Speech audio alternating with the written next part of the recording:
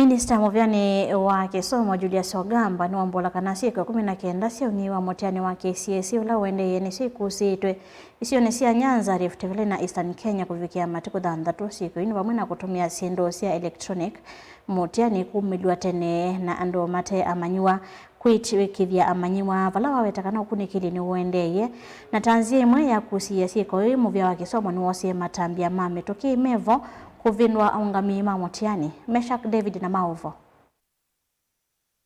Minista wa kisomo Julius Ogamba niwaumbula kana Syiko 19 cia Ung'ei wa Mutiani nikusiitwe isioni cia Nyanza Rift Valley na Eastern Kenya kuvikia matuku 6. 19 isolated cases of suspected malpractice have been formally recorded across Nyanza, Rift Valley and Eastern regions that have been reported to me as at the 6th of November 2025. These incidents primarily involve the misuse of electronic devices, unauthorized materials, early exposure and impersonation. Aina na kauntini ya Masako kavindaka kuvingwa kwa ndina ya Mutiani Ogamba niwaumbula kana miongoni na elinimekitwe mbini na mende kukule mokule ni muvia wa isalu wa DCI kuma skulu atatu maikwata ukanyo kuma kula kwenzama ya Mutiani ya NEC mayikwatiwa kusungia muthenyani wa wakwambililia. In every instance, decisive action has been taken, which include replacement of center managers, supervisors and invigilators, arrest and prosecution of over 22 individuals by the Directorate of Criminal Investigations, seizure of mobile phones and photocopied materials, and deployment of NEC officers for direct oversight. 3 centers have received formal NEC warning letters requiring compliance reports by Monday, 12th of November 2025.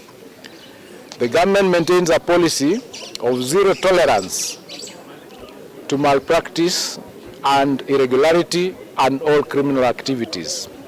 All reported breaches remain under active multi-agency investigation, and appropriate sanctions including result cancellation and possible center deregistration will be enforced in accordance with the NEC Act. Kuma nwanambua mbingi ila uendee kuwa na kwete ukono isioni cia Northern na Western Kenya muvia wa kisomo wingu ataniwa na muvia wa usese iwandini na kuukitana na mbanga serikali ninenga nitendeke mudembo wa helikopta tethese Mutiani kuvika isioni ii. We continue to monitor weather conditions affecting some parts of the country.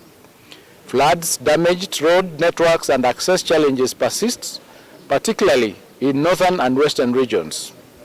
Working alongside the Ministry of Interior and Disaster Response teams, we have established temporary collection points, enhanced security escort routes, and deployed helicopters to ensure all examination materials reach their destinations safely and on time.